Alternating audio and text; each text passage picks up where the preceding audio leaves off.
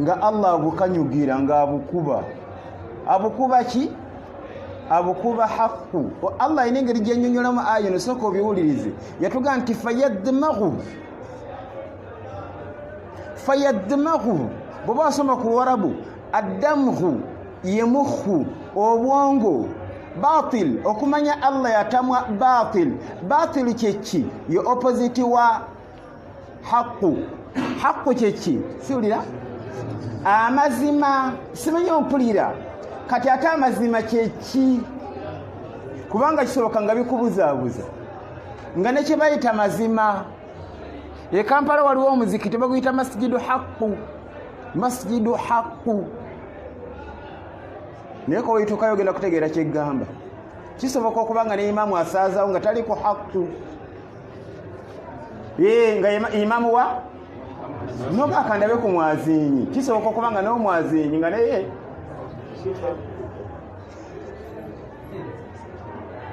haqqu kyeki.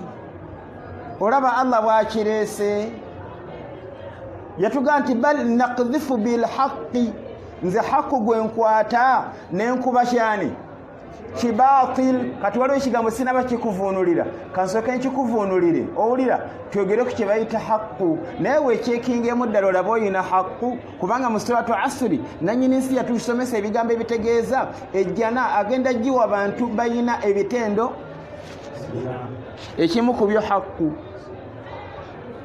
Niwo ba sheikh Allah nakuzuula nga haqqu yakutama nga watamwa haqqu ejjana maniyane kubanga haqqu byonna byolaba Allah byayagala mu nsi muno mu sura gye bayita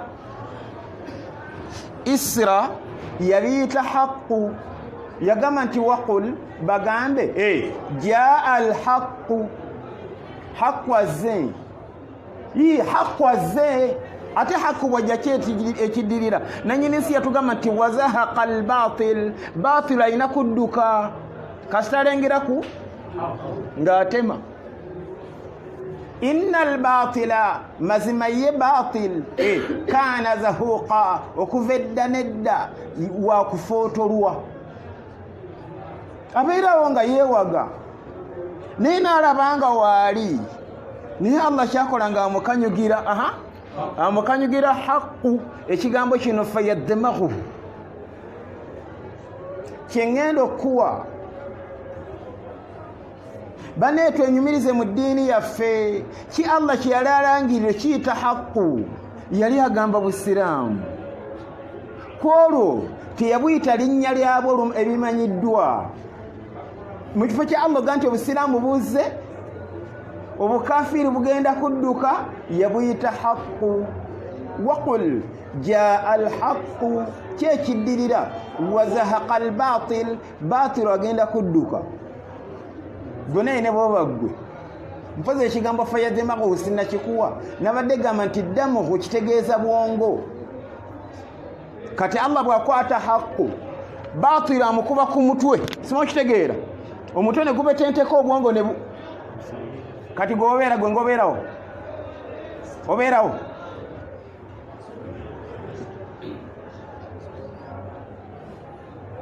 bal naqdhifu bil haqqi على الباطل فيدمغه فإذا هو زاهق يأبين كسانه. والومن أيتبع عبد الرحمن بن ناصر السعدي مشتبه كيتبع تفسير الكريم الرحمن في تفسير الكلام المنان jukira abaka tweyungako omusomo gwaffe olwaleero twagala kulaba ku bwino atunnyonnyola obulungi ddala obusiraamu bwogera butya ku nsonga y'okwogera ku mufu. Gambye bino bikulu okutegeera nga tetunayingira mu musomo kubanga kalisaaki nakakoze nazudde ahadithi 4 ku nsonga etya ngenda zikuwa kati bane musiraamu tebuli kitono bijja kukaluubira okutegeera nga tomanyi na haqqu kyeki ngate Allah yakyogerako nnyo mu Qur'an. Wulira mu hadisi emwe mbaka yatugamba nti qulil haqqa, oyogeranga haqqu walau kana murra, ne bwaba akaawa. Gambi mu suratu Isra obusiraamu Allah abuyita haqqu, na kino kankikugireyo. Obusiraamu origino simanya mpulira ye haqqu. Tayimu yaliwoko nge Uganda wano nga batili yegirisa, nga batili subhanallah, nga basaze bonna okuva ku muto okutuuka ku mukulu, okuva ku seeka okutuuka ku atali, nga bonna basazi babirevu. Kiki olaba waawo bali ku busiraamu ddyo. Allah tu atusasire bamaseeka bazuula bwina asomesa ku birevu, najje ne batusomesa obusiraamu busomesa butya ku birevu. Kyekyaddirira wazahaqa albatil. Kati bagamba onoonya omusiraamu asala ebirevu, onoonya w'omusanga akubula. Lwaki? Anti haqqu yajja. Bali babyennyimbe nga basombi b'amawoledi, haqqu najja, waqul jaa alhaqqu. Haqqu yajja wazahaqa albatil. Buli yagaana haqqu ekyo kyaliko aliku expired. Oli ku expired. Na kino nyinza okukyerabira mu ddalasa yaffe.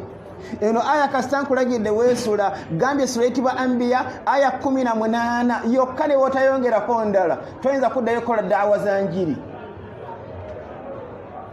Gwoni yaga nti obukaafu babukuba Bayibuli, obukaafu babukuba haqqu. Kati haqqu kyeki sinaba kireeta, kansooke nkuvunuliremu aya eno nkulaga amanyi bajogerako batya. Nkugambye Nasr Saadi mu tafsiri ye, tafsiru Saadi bagituuma erinnya tafsiru Karimi Rahman fi tafsiri Kalami al-Mannani. yayogera bwati, yatugamba nti fa inna Allah, mazima Allah mu aya eyo yukhbiru, ayatutegeezaako annahu, nti ye kennyini takaffala biihqaqi alhaqqi wa ibtali albatil.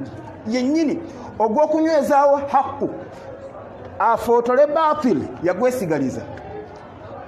Takaffala yeesigaliza omulimu gwa tahqiqu alhaqqi, ihqaqu alhaqqi, okunywezaawo haqqu, wa ibtali albatil, n'okufootola. Fa inna Allaha, mazima Allah, yunazzilu min alhaqqi wal ilmi wal bayan, assa bwino na munnyonnyola ma yadmaghuhu, bwino oyo namutuusa ku levo y'okubanga afuna amaanyi y'okufootola batil. Fayadmahil, bukeera enkya nga batil ng'okyamulabako ng'akyayina amaanyi. Wayatabayyan likulli wahidin butlana, bonna omutono omukulu ne bategeera nti oyo batil. N'omwana akimanyi taata asala ebirevu ali ku batil. N'omwana omuto yaba akimanyi taata ageze mulumbe naye ng'akimanyi kafiire eyo, aba afiidde mu su'ul khatima. Lwaki batil kasitalandinga ekigambo nti fa idha huwa zahiqu, yatugamba nti ayi mudmahil, asaanirawo ddala. Wa hadha aamun fi jamii masaili ddiini, wa hadha aam, ekyo ekya haqqu okufootola batil aam kibuna fi jamii masaili ddiiniya, ku masaili gonna agali mu ddiini yaffe eno. Teri batil wajja kuwangulira mu masala ki, masala g'ekirevu. Batil wallahi tasobola kuwangula. Abasomesa haqqu niwe baba tebalina rediyo nga tebalina TV, ate abasazi b'ebirevu simanyi mpulira, wallahi batil tasobola kuwangula. Lwaki yagala kulimbisa Allah? Allah yatugamba nti bal naqdhifu bilhaqqi ala albatil fayadmaghuhu. Waliwo omumanyi ayitibwa Muhammad ibn Ahmad Mustafa, ate yakigirayo ddala kiri kyensinga okwagala mu tafsiri eyitibwa zaharatu tafasiri. yagamba nti naqdhifu bilhaqqi ala albatil. Allah tashabbaha lilhaqqi biljismi assalbi alqawiyi shadid. Allah yaddira haqqu namufaananyiriza biljismi. Oba nkivunule ntya? Kale bwe mbigattagattaano bw'omanyi ku Lwarabu olaba kyategeeza ega tashabbaha lilhaqqi biljismi salbi alqawiyi shadidi. Allah yaddira haqqu namufaananyiriza ekintu nga kiri solidi. Mu Luganda kyeki solya kasitana mwe mukitegedde ekintu nga kiri solidi. Amakulu opposite ya imamu tukulese ati muntiisezza nnyo. Kati tulaba bulooka eno bulooka njagala kunyonyera ekigambo solidi opposite ya gamba liquiding. Kati nga bulooka eri solidi ate amata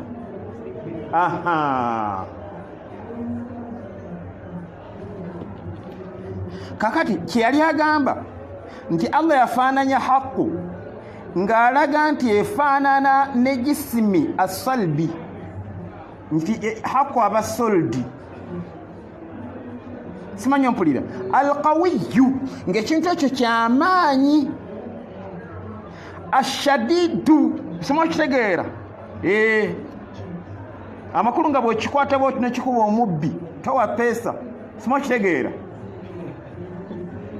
naye abamutenda wonna oba kimukutte ku kigere oba mu kifuba oba ku liiso tayinza kuzzaako kyakubiri towa peesa wabula anoonya waayitira. Kati ekintu nga solidi nga kigumu nga kyamaanyi nnyo. Simanyi kitegeera ennaku zino labako ejjinja eripima ku minzaani nga lya kiro. Kati tutwale ekizampa eyo batil kasitajjayo omutwe. Simanyi kitegeera nannyini nsi akwata ekyo kyotegedde ekyo ate akuba ku mutwe aggu. Kati batil ne bamutenda. Dalasi yaffe njeralikiramu ekintu kimu kye bayita haqqu sinnakitangaaza era nkutunulira nkusaasira okusinzira ku bitambula naawe ojja kukkiriza nti tetukimanyi bulijjo kye bayita haqqu. Haqqu kyeki wulira Qur'ani y'ekitiibwa bal naqdhifu bilhaqqi ala albatil fayadmaghu. Kakati ono yatugamba nti kifaanagana ne jisimi assalbi alqawiyi shadidi ate walbatil nga ye batil amaamahu ali maaso keeri. Simanyi okitegeera olaba otya nga nkutte ekiyinja kilo 8 ng'ate gwe njagala okikuba ali wano. Simanyi okitegeera batansaze naye aliko wali nga mu lubaawo. Simanyi okitegeera nenkisitula bwe nti nentebe wali omutwe nentwala mubyaze kunona sente. Simanyi okitegeera abayingira bwa nemulengera nenkwata oguyinja gwa kilo 4 nengutwala Allah n'agumpa nenkuba ku mimwa be bu eyo topika batewedde mbandi awo n'omulala najja naye nenzijayo. Allah yatamwa batil. Gwe teweebuuza abasiraamu balitegeere batya nti omusiraamu tasalabireho ng'ate abagagga be bakulira omuzoogo ti omusiraamu tayebya ennyimbe ng'ate balina amativi ne zirediyo. Naye munnange haqqu alina amaanyi.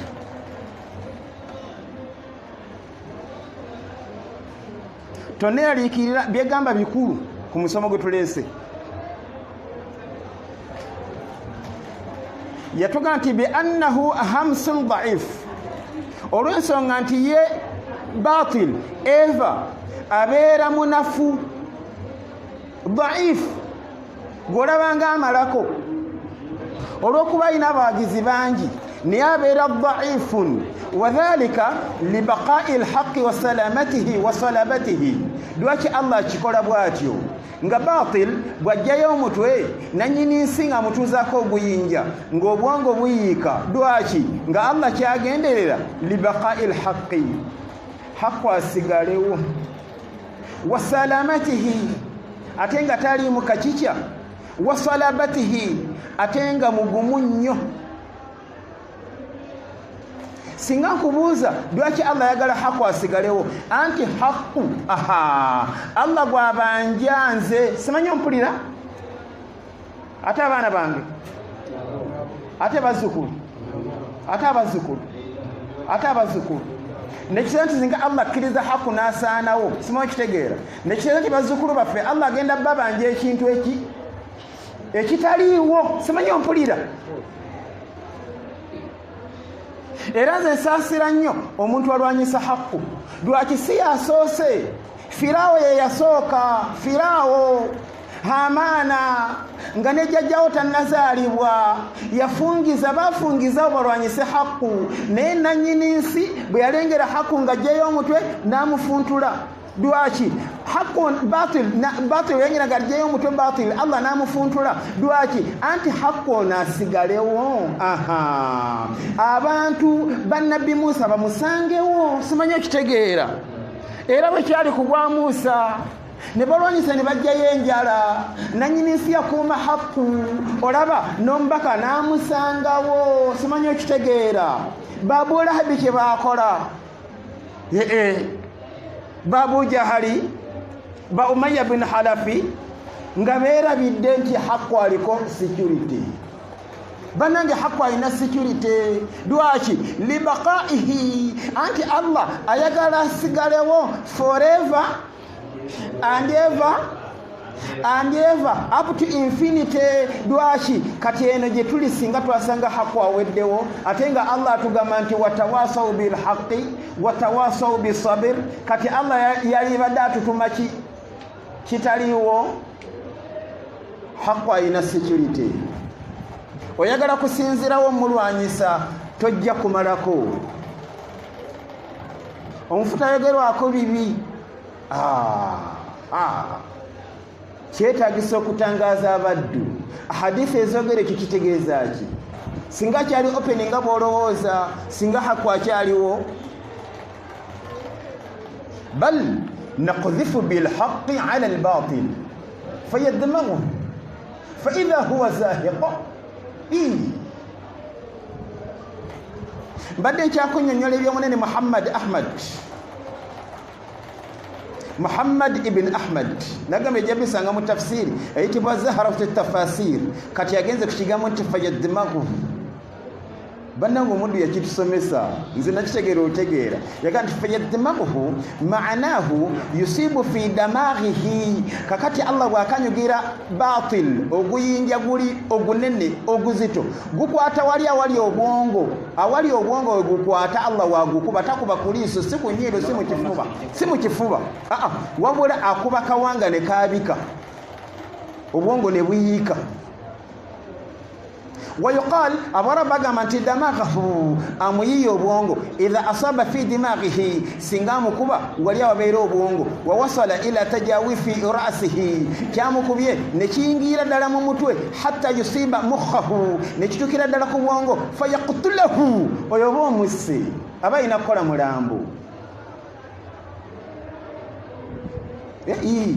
فإذا هو زاهق ولد yatugamba Allah kozesa ekigambo ekyo n'ateekako faa'u ibane lwala bulunyuma fa idha huwa zahiqu lwaki yagamba fa huwa zahiq fa idha huwa katika faa'u kano iseka yakesibako nagamba nti idha faa'u weyegatta kati faa'u eyina kyetuwa ne idha eyina kyetuwa yaga nti webyegatta wamu lilmufajjaati walmuradu min almufajjaa sur'ati libtali wa zahiqun ma'anahu mayyit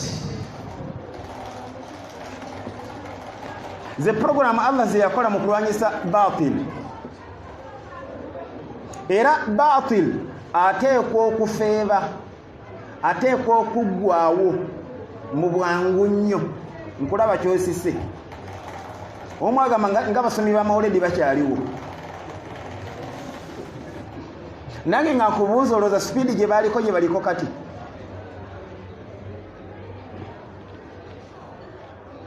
abalonyisa amawuledi bagagga balina rediyo balina TV haqqu tebamuwangula ng'abayiri bakyaliwo sipiidi gye baliko kati ng'abazikiri kalenge bakyaliwo. Haqqu asigala haqqu. Ekibuuzo, haqqu kyeki? Nebaza Allah kkiriza darasa yaffe netutuusa ku nsonga eno, kubanga bye tugendamu byonna bijja kubuzaabuza nga tunategeera haqqu kyeki. Bannange, haqqu kyeki? Nannyini nsi yennyini yakinnyonnyola. Allah bannange asomesa, ayinza otutuma ekintu ekitategeerekeka. Mu suratu Kahf yatuga nti waqulil haqqu min rabbikum, yogeranga haqqu. Oyagala kwogera, yogeranga haqqu min rabbikum faman sha'a falyu'min wa man sha'a falyakfur. Kati haqqu kyeki? Mu suratu Nisa Allah yatugamba qad ja'akumur rasulu, wuyo mubakaze alese eki bil haqqi, alese haqqu min rabbikum, ng'amujjira ddala ku arushi. Haqqu kyeki? Nkulaba ng'otandise osemberedde bwina akinnyonnyola kye bayita haqqu. Byebyo byonna omubaka bye yasomesa. Yajja nakyo omubaka, yajja na busiraamu. Abantu baali bakaafu, basinza masanamu, bali basinza muliro, n'aleeta kye bayita haqqu, yayita busiraamu. Yajja nakyo owekitiibwa sallallahu alaihi wasallam. Yasangawo empalana, n'aleeta haqqu, n'abagatta. Aha baina al-Aws wal-Khazraj. Genda someko mu byafaayo olabe kye bayita haqqu. Eryayawukana ku haqqu Allah n'amuwejjana, ejjana eyawa gy'ogamba. Haqqu kyeki? Yasanga basala ebirevu, n'aleeta haqqu, n'abagamba khaliful mushrikin, mwawukane ku bashiriki, waffiru luha, byebirevu mubireke, wa ahfu shawariba, mukendezenga ku masulubu. Haqqu kyeki? Yasanga bakweyesa, n'abagamba nti la tusbil, temuddamu ne mukweyesa. Bw'omanya nti ndi musajja zikendeze zirime kusuka bukongovule, toli mukazi kwambala gomesi. Fa inna Allah, mazima Allah, la yuhibbu yatamwa almusbilin, bamukweyesa. Haqqu kyeki? Okikufundizaamu ma waafaqa alkitaba wassunnati ala fahmi salafi lumma. Buli kyomanyi nga kifiitinga mu Qur'ani ne hadith, ku ntegeera y'abasalafu, kye bayita haqqu. Gwe kyekinge, ndi ku haqqu oba ndi ku batil? Batil kyeki? Sinna kivuunula era sigenda kivuunula mu ngeri y'okugezaako kikusembereza, kale ye fojare.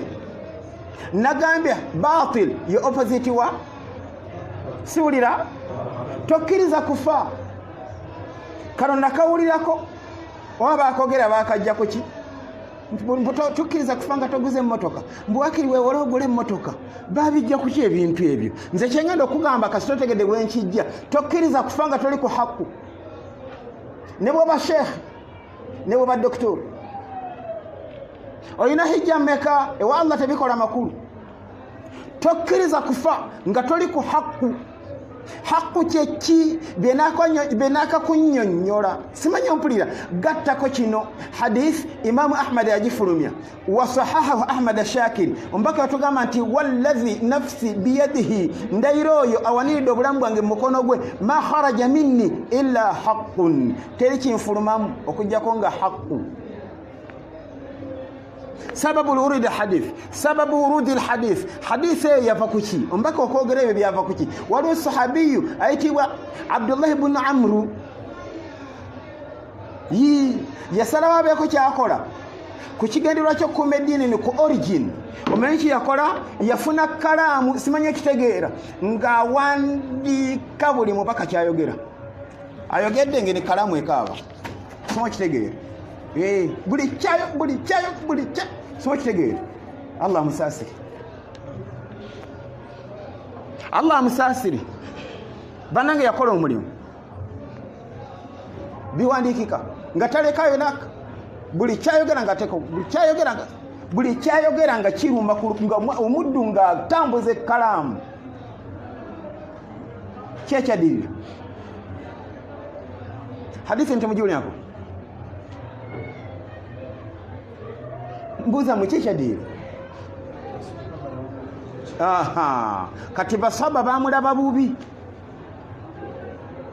ne bamugamba taktubu kulla shay'in tasma'uhu min rasulillah guwakulu otya lugala tuswaza buli kyayogera kyewandiika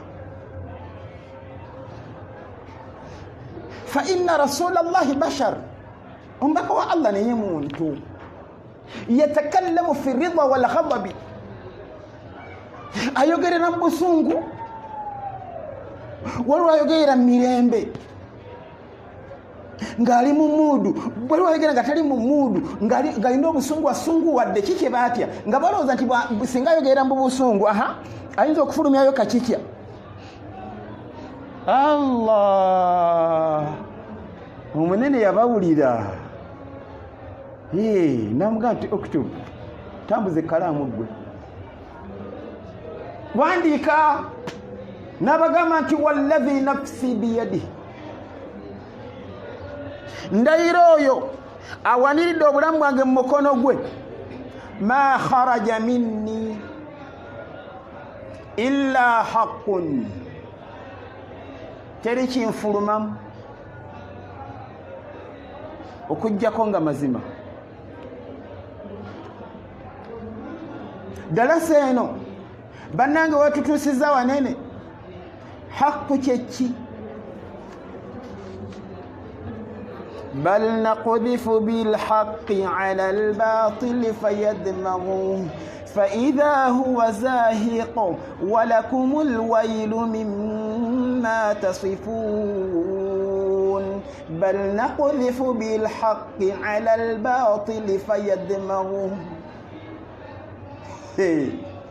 bulijjo baza muli ku hakolo kwa muli bangi nedda ma wafaqa alkitaba wassunna singa kye mwali mulowooza kye kituufu obusiraamu singa bwasaanawo dda haqqu tebamutegeera ku majority si nnamba nedda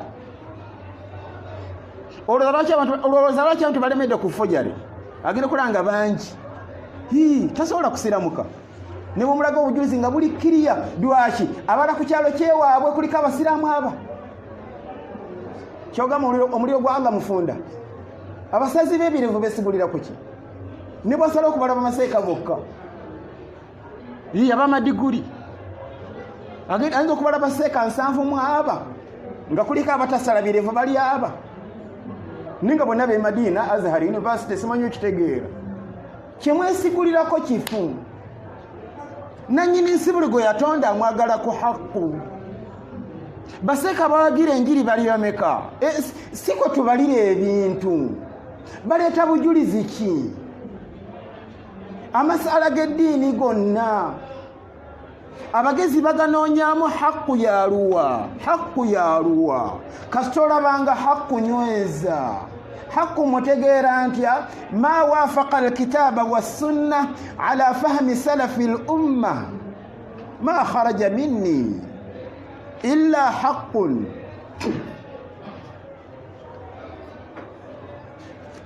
kale barakallahu fikum mbadde gamba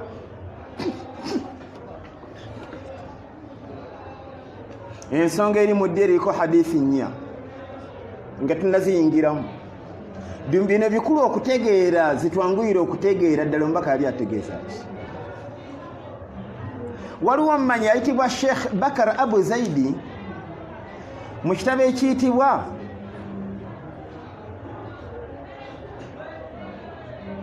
الرد على المخالف من أصول الإسلام erinnya ly'ekitabo lyo likwataganye ennyo n'omulamwa gwe tuliko kandi kuvuunuliremu nsaba allah musiime bambi yatunga ekitabo kiyitibwa arraddu ala almukhalifi okwanukula n'okuzzaayo ebigambo by'oyo asomesa ebikyamu ne bwaba munene atya wallahi ne bwaba doktor yatuga nti min usuli lislam kimu ku bikolo byo obusiraamu ko biyimiridde obusiraamu buyimiridde ku raddu ala almukhalifi bw'oleeta kakikya nga tumukuba kikyategeeza eyo programu bwevaawo obusiraamu babuweddewo lwaki bajja kuyingizamu kakikya mungi nga terya oleese kakikya baseeka baddala nga bavaayo nga ate enkola Allah yagituwa tukuba ku mutwe gwe omusota bulijjo kuba mu kiwato onoonya wali mutwe simukitegeera aye tewekubisa okubira ddala tu bw'alaajana ng'oyongera ate nze banzizaamu amaanyi tebayeta kabwino naaka baleekana bukanye nakutuvuma ojja bawulira ku leediyo nogamba wali badde nawuleeta ku bwino tutule nga baleekaana ate onoonya wali mutwe tokuba kabina bakumutwe time etuuka nga wallahi they will shut up ngoma nti efojara wawedde mu ddalasa yaffe tugenda kisaako essira obusiraamu bwogera butya ku nsonga y'okwogera ku mufu okusinziira ku bitambula nakino weekiri bwino namwekuŋŋaanyiza obusiraamu bwogera butya kusuza omufu oba okumutambuza mu mizikiti tumusalire ku salafu tumutwaleko n'enakasero tumutwaleko ekindi buli biri ekuta kati aina ulamaukum mbadde gamba nti bino bikulu ekitabo kye birimu kinene kikwatira ddala ku ddalasa yaffe katulya bye yatugamba nti wala shakka tiwali kubuusabuusa anna radda ala almukhalifin nti okwanukula bannakakikya min almubtadia nga bannabida wa ahli alahwa naago mannya gaabwe tebikubuzaabuza abasiraamu ba mirundi ebiri waliwo abasiraamu abali abasalafu be ba ahlu sunna wal jamaa be basiraamu abali ku busiraamu obufaanaganira ddala n'obwa basahaba abatali abo bayitibwa ba ahlu lbidai bannabidaa naye no linnya lyabwe bayitibwa ahlu lahwa bannanyini birowoozo ye bwina amulekawo n'atambulira ku hawa atambulira kulaba kwa mutima gwe naye nga bwina amulabye era bayitibwa ahlu lkalaamu be bannanyini bigambo wolokoso أن الرد ولا شك أن الرد على المخالفين من البدعة وأهل الأهواء فيه حماية لشريعة الغراء system eyokuba kakikya go bayingiza mu Busiraamu ne mumukuba naddayo abayeta omutwe ne mukuba ku mutwe muba muli ku programu ya kuuma Busiraamu busigale ku origin wa min usuli al-i'tiqadi enzikiriza y'obusiraamu eyimiridde ku ekyo watibai siyari al-aslafi era bw'okola bw'otyo obeera mu buufu bw'abaatukulembera abalongoofu n'olengera kakikya n'okuba ba ku mutwe oleeta batil oleeta haku n'omukubisa batil ba ku mutwe fayadimahu ddalasa yaffe ya leero na kino kitegeera kigasa nnyo mu kugitegeera obulungi anna kathira minan nasi abantu abasinga obungi la yufarikuna baina al-ghuluwi wal khamasa tebawulawo wakati wa ghulu waliwo kye bayita ghulu ne khamasa akasigiri simanyi ompulira tebabyawula ne kye bayita ghira al-ghulu obusiraamu bwagivumirira n'akasigiri naye ate al-ghira ebbuba nobeera ng'olina ebbuba ku ddiini eno ekyo kirungi nnyo ate buli musiraamu ateeka okuba nakyo bakiyita al-ghiratu ala ddiini mu hadisi Imam Muslim yagifulumya omubaka yatugamba nti al-mu'minu yaghaaru omusiraamu owaddala abeera n'ebbuba ku ddiini ye tasula kyekimu olunaku lwategedde nti bataddeyo amadda ga mbogo taga nti buli mwafa ku mudaala gwe nesejjage awulira nga kimunyiga muli eddiini bagitaddemu kakikya lwaki ayina kye bayita siwulira gamba al-ghira ebbuba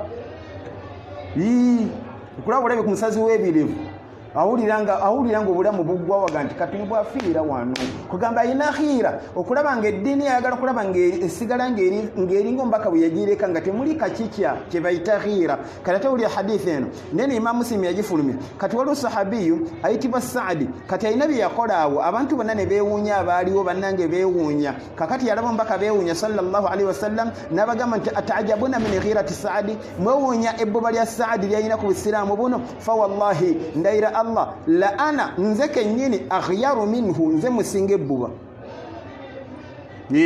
Allahu ate Allah aghyaru minni, ate yansinga. Kitendo ky'abasiraamu okuwulira ng'omutima gwo gunakuwala, ng'owulira kikunyiiza okulengera kakikya yenna nga bamuyingiza mu ddiini ya Allah.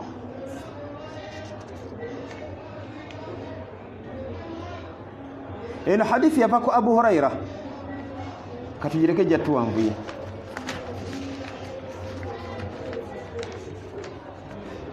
Kakati wulira musaze munnange w'ekitiibwa, waliwo aya ziri bbiri ozitunulira ng'ozeetegereza, kiyamba okutegeera ddala seyaffe olwaleero. Ziri mu ssuula y'emu eyitibwa Tawuba, emu ya 67 endala 71. 67 wulira nannyini si yagamba nti almunafiquna walmunafiqatu, abannanfuusi abasajja n'abakazi ba'duhum min ba'di, bamanyi okweryamu olukwe. Ya'muruna bil munkari, balagira ebintu ebyaganibwa mu Busiraamu, wa yanhauna 'anil ma'rufi, ate ne beeziyizaako ebikkirizibwa mu Busiraamu, ebirungi mu Busiraamu babyeziyizaako. Wa yaqbiduna aydiyahum nasullaha fanasiyahum innal munafiqina humul fasiqin. Kati ate wulira eno ya 71 essula y'emu. Allah yatugamba nti walmu'minuna walmu'minatu, wabula abasiraamu abasajja n'abakyala mu bo ba'duhum awliya'u ba'd, babeera ba mukwano. Bakola batya? Ya'muruna bil ma'rufi, balagiringana birungi, eddiini byeyagala nawe byebeeragira. Wa yanhauna 'anil munkar, beeziyiza ebikyamu. Wulira, wa yuqimuna as-salah, bayimirizaawo essala meka. Wa yutuna zaka, bawa zaka. Wulira, wa yuti'una Allah, bagondera Allah, basala olusaala abo boolaba. Wa rasula, bagondera Nabi Muhammad, tebasala birevu, tebakwesa ngoye. Ulaik, abo bwe batyo sayarhamuhumullah, abo bamujjana. Inna Allaha azizun hakim. Kati wulira, waliwo omumanyi ayitibwa Abu Bakari bin Abi Dawuda, ojja bisanga mu kitabo ekiyitibwa Sharhu al-Manzumati al-Khaniya, Sharhu al-Manzumati al-Khaniya libni Abi Dawuda, yagamba nti arraddu ala al-mukhalifina asluhu fi al-kitabi wa sunna. Okuba kakikya w'abanna kakikya tukisimbula mu Qur'an ne hadith. Origini y'ekikolwa ekyo kakikya ajjeyo omutwe ne tumukuba. Origini waakyo Qur'ani na محدث أخرجه إمام الترمذي وكتب يتقام أنت ألا مبابولي لكو لا يمنعن رجلا هيبة الناس omuntu ekyokutyaba abantu tekimulemesanga an yaqula bihaqqin, okwogera mazima, idha alimahu kastagategeera, marra aminkum munkara falyughayyir. Kati wulira na kino kikulu mu ddalasa yaffe ya leero, kyamumanya ayitibwa Abu Madyan Shinkiti, ojja kisanga mu kitabo ekiyitibwa As-Sawarim wal Asinna. Wulira, yatugamba nti zallatul alimi madrubu laha tabl, zallatul alimi madrubu laha tabl, okuseerera kw'omumanyi kukubirwako eŋŋoma. Yali ategeeza ki? Abonoonefu simanyi okitegeera ne bamala balaba sheekhe doktor nga sheekhe munene nga naye akoze nga bo, simanyi okitegeera ng'atomedde akoze ekitaliyo, bagamba nti buli batoleka akajanja kati dokita nga yabisaze ebirefu nga namulabe engoye zikweya. Zallatul alimi, okuseerera kw'omumanyi, madrubu laha tabl, kukubirwako eŋŋoma. Nekitegeeza nti abonoonefu bakusanyukira nnyo, ate abasiraamu abaddala banyiiga nnyo ne basala amagezi ne bakuzaayo. Wulira, ono Imaamu Malik mu bitiibwa bye yayitibwa Imaamu Daaril Hijra, ulira yatugamba ekitabo kiyitibwa manahiju ta'sisi wa taqdisi yagamba nti ma minna illa radun wa mardudun alayhi illa sahib hadha alqabr obikuvulia mu bufunda yali agamba teri ataddibwamu teri mu busiramu teri ku nsi yonna atawunywa mu kamwa okujjako nabi Muhammad wi Dr. Mulamba abeere uli shekhe munene yasomera gindi nze namutumayo ekikulu kino kyafulumiza kifu nga tukuba wallahi tuba tulina kikuba oba twagala oba tetwagala ani ekifulumiza munene ne wabako na kuggulu kullun radun wa mardudun illa sahiba hadha alqabr yakati buli omu tuzaye kigambo kye kasita kiba kifu kabani naga okujjako nanyini kabuli eyo yasonga ku kabuli ya Nabi Muhammad ekigambo ekyogerwa obusiraamu kyogerako butya omufuta yogerwako kibi akyetagisa bwe nakinyonnyola obulungi yono gwendeese barna bamutuukako nakino kikulu onayitibwa Nasir ibn Abdul Karim al-Ali al-Aqli yagamba nti addifa'u wajibun okulwanirira eddiini eno tugijjemu kaki kyesigale ku origin bwateeka wa hadha manhajun enkola eyo rasamahu Allah yagirambulula bulungi fi kitabihi mu Qur'an wa rasul nombaka fi sunna mu ahadithi ebijja bisanga mu kitabu ekiyitibwa sharh kitabi tawhid sharh babi tawhid rububiyyah atona ayitibwa Salih ibn Muhammad ibn Nuh ibn Ali al-Amri ebyona jabisanga mu kitabu ekiyitibwa إيقاظ همم أولي الأبصار للاقتداء بسيد المهاجرين والأنصار يقامت من أشهر مناهجنا الغيرة على هذا الدين فنحن نرد على الأقوال ولا نرد على الأشخاص إشيمو كبتو من يدواكو أبا أهل السنة والجماعة الغيرة ينبب على هذا الدين كالدين يفي فنحن نرد على الأقوال فتوكب بغامبو ولا نرد على الأشخاص ستتفق بانتو منene mutono muwanvu tebitukwatako wabula ekigambo kino kyafulumiza kikosa eddiini yaffe sima kitegeera si muntu omuntu tetwagana kutegeera bimukwatako yasomera waile baluwa meka bikibi yakakola wawula kino kikasita kifuluma bweki abasalafu nga bavaayo nga bakikuba kasita kiba kifu wallahi nga oba mulamu bayafa ahadithi ziri nnya ku nsonga y'emu wasomako mmeka osooka ofulumya ebyofulumiza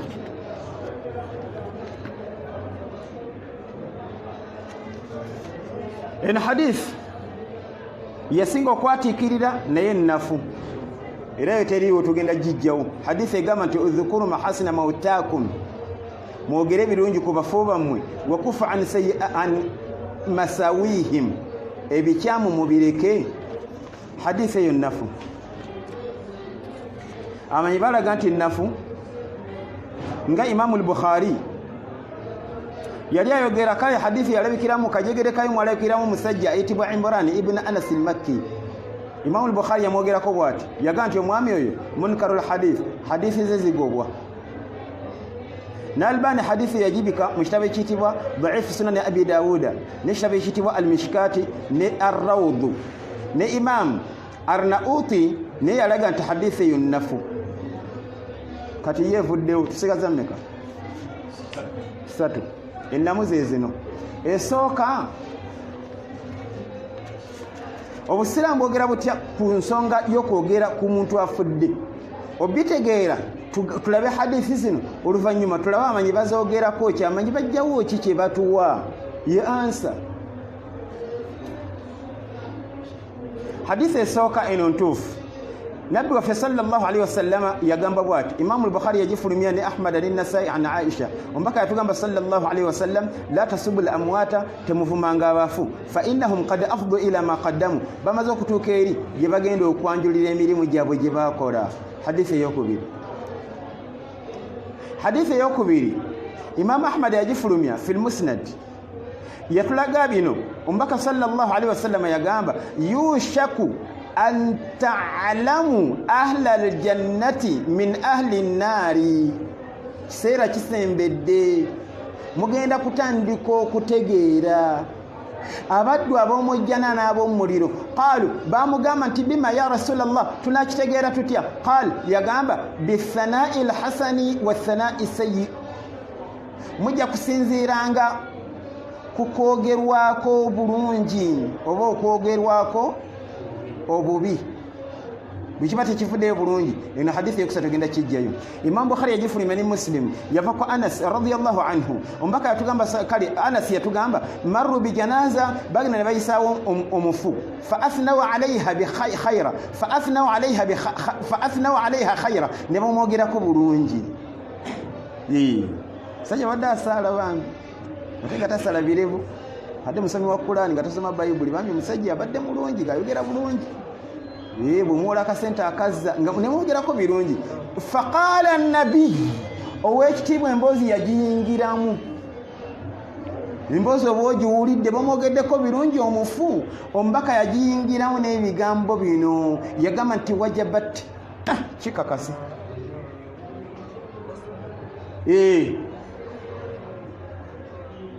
thumma marru bi ukhra bali awo ne baleeta mayiti endala wulira fa asnawu alaiha sharra ne bajoogerako ebintu nga bibi ko nabbi waffe sallallahu alaihi wasallam yaga nti wajabat kikakase bamwogerako bitya singa kyali tekikkirizibwa wo wennyini mubaka yaga nti omufu tebamwogerako bibi. ene je bayita taqrir kana la yaskutu anil khata ombaka itasirikanga alabye ensobi yeraga nti temuddamu omufuta omwogerako bibi kyekikola wekitiibwa sallallahu alaihi wasallam. Faqala Umar kati nkuzayo mu hadith Umar n'abuuza ma wajabat ekigambo kyogenda nti wajabat kitegeeza ki qal owekitiibwa yagamba sallallahu alaihi wasallam hadha oli yasoose athnaytum alaihi khayra mwamwogeddeko ebirungi fawajabat lahu ljanna ejjana nemukakatako. nsaba Allah kituwe وهذا اتونو وكبير اثنيتم عليه شر mwagumwogeddeko ebibi wulira fawajjabat lahu nnaru omuliro negumukakatako fawajabat lahu nnaru omuliro negumukakatako antum kakati obudde mbulaba bwe mbasaasira nga bwe ngamba kubanga ate kino tulina kitangaza kankireke kale sigenda kyogera kubanga bwe nkikoonako bwenti abadde bakibulirako oyinza okwagala okutereeza eddiini ate nemugaba bajja kwogerako bubi bannabbidaa novuluga wegala bakwogereko bulungi kati kijja kyo waliwo hadithi kubulako sentence emu katono nnyo bwe kati ne layini tewera niyo kanyonyola kitagisa dalasa namba kuba tukiteekako obuteesa awo ne bannabbidaa balooza nti gyekiri mbu naye sebaawo obujulizi bamwogerako obulungi nga ne Allah ateekenga munnabbidaa omusazi w'ebiremu mpaka tukaloga nti inna Allah mazima Allah ihtajaba taubata an sahibi bid'atin Allah yagoba tauba yateekawo ejjiji ku tauba ya munnabbidaa hatta yada'a bid'atahu mpaka kibid'a kye nga akirese niyo balooza nti mubali mu hadithi eno mbu antum shuhadau llahi fil ard kale assalamu alaikum wa rahmatullahi wa barakatuh.